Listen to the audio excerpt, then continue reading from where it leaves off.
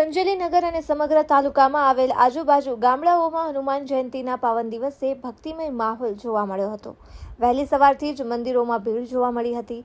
સંજેલી ખાતે બાલાજી વાટિકા ખાતે મંજીતમાન પંજાબ પાર્ટી દ્વારા વિશાળ હનુમાન જાગરણ ભજન સંધ્યા અને મહાપ્રસાદીનું આયોજન કરવામાં આવ્યું હતું।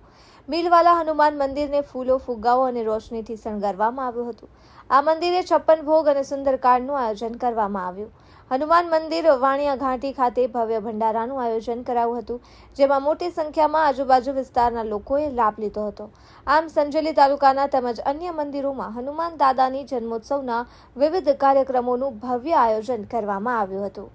રિપોર્ટર વિજય ચરપોટ, સંજોલી।